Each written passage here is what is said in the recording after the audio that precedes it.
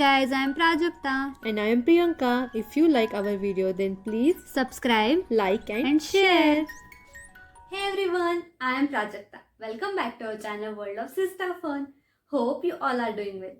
आप सबको सबसे पहले हैप्पी दिवाली इन एडवांस। आप सबकी दिवाली की तैयारी तो शुरू हो गई होगी, इसीलिए आज मैं लेके आई हूँ दिवाली स्पेशल आइटम और वो है मैसूर पाक। मैसूर पाक एक स्वीट डिश है। आज मैं इस वीडियो में आप सबको ऐसी टिप बताऊंगी जिससे कि आपका मैसूर पाक एकदम हलवाई जैसा और जालीदार बनेगा। इसीलिए इस वीडियो को अंत तक जरूर देखिए। So without further delay, let's get started. If you like our video, then don't forget to subscribe and hit the bell icon for further updates.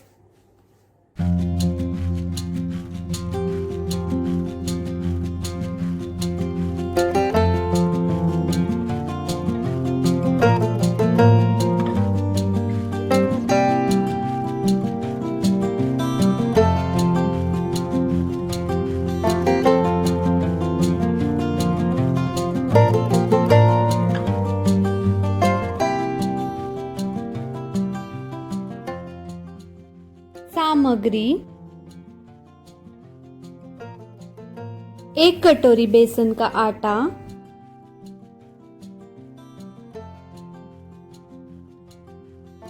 घी 2.5 कटोरी,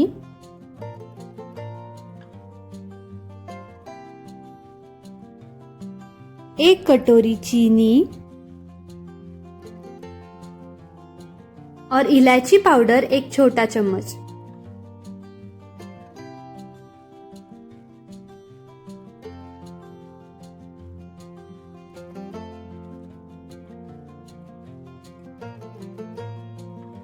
सबसे पहले मिक्सिंग बोल में 1 कटोरी बेसन का आटा और 1 कटोरी घी का हम घोल बनाएंगे। ऐसा करने से हमारा बैटर पकाते वक्त उसमें गुठलियां नहीं बनती।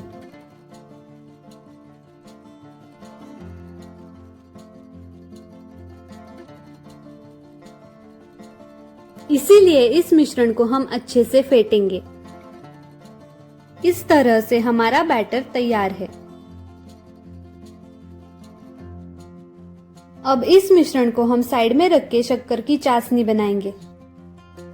चाशनी बनाने के लिए शक्कर में शक्कर पूरी तरह से भीग जाए इतना पानी मिलाना है।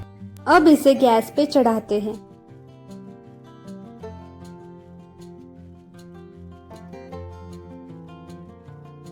अब हमारी शक्कर पानी में पूरी तरह से डिसॉल्व हो गई है।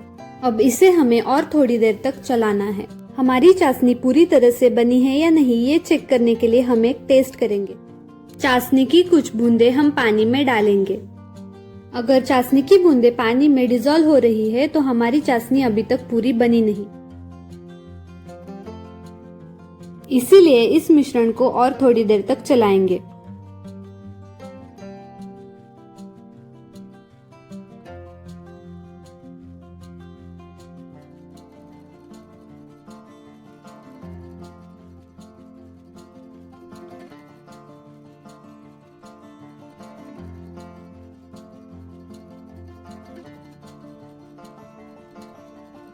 आप देख सकते हैं हमारी चाशनी की बूंदें अब पानी में पूरी तरह से डिसॉल्व नहीं हो रही। इसका मतलब हमारी चाशनी बनना शुरू हो गई है।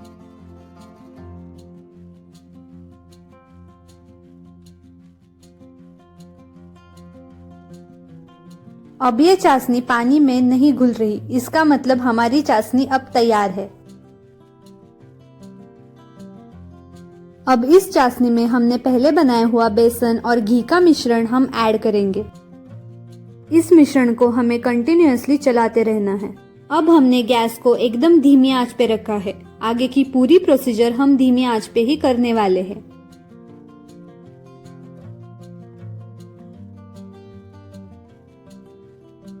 मिश्रण को उबाल आने के बाद हम उसमें बचा हुआ घी थोड़ा थोड़ा ऐड करते जाएंगे। हमने जो पहले 2.5 कप घी लिया था, जैसे कि आपने देखा उसमें से 1 कटोरी में हमने बेसन का घोल बनाया है और बचा हुआ घी हम आगे की प्रोसीजर के लिए इस्तेमाल कर रहे हैं। अब हमारा मिश्रण फूलना शुरू हो गया है। इसी तरह से हम बचा हुआ घी थोड़ा थोड़ा ऐड करेंगे और मिश्रण को चलाते जाएंगे।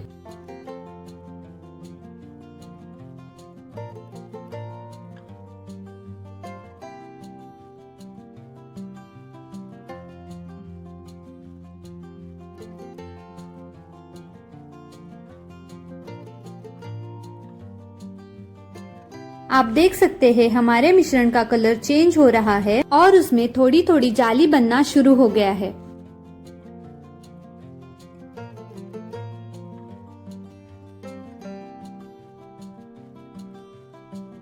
हम जब मिश्रण में घी डालते हैं और मिश्रण को चलाते हैं तब वो घी मिश्रण में पूरी तरह से घुल जाता है और मिश्रण फूलना शुरू हो जाता है। उसके बाद हम और थोड़ा घी ऐड करते जाते हैं।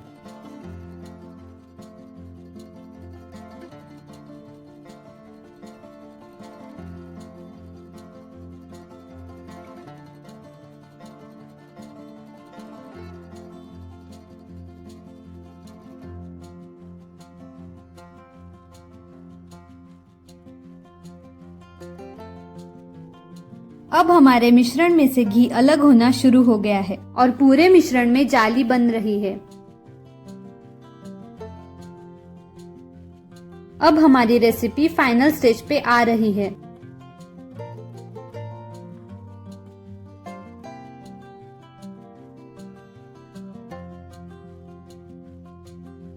हमारा मैसूर पाक पूरा बना है या नहीं, ये हमें 3 चीजों से पता चलता है। पहली बात, मिश्रण में से घी पूरी तरह से अलग हो जाता है। दूसरी बात, पूरे मिश्रण में जाली बन जाती है और ये मिश्रण फूल जाता है और मिश्रण को कितना भी चलाते जाओ वो मिश्रण फूला हुआ ही रहता है।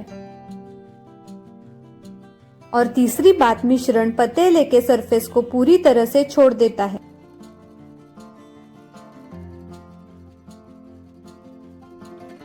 अब हमारा मैसूर पाक रेडी है। अब उसे हम निकालेंगे स्ट्रेनर में।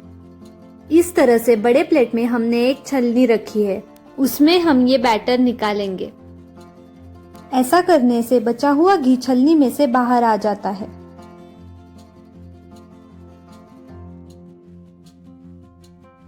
इसके ऊपर हम इलायची पाउडर डालेंगे।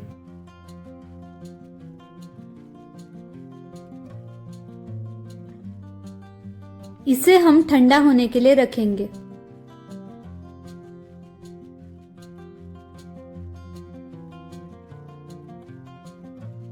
हमारा मिश्रण अब ठंडा हो गया है, इसे अब हम कट करेंगे।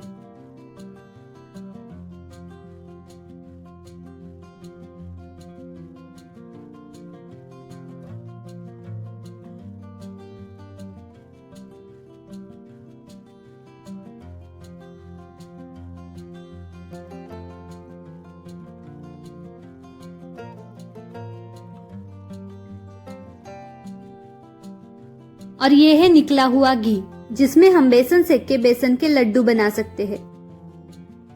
वाओ, ये बन गया हमारा परफेक्ट जालीदार मैसूर पाक।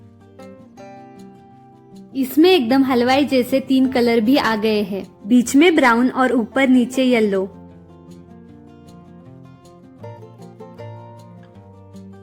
और ये देखिए, इसमें बनी हुई जाली।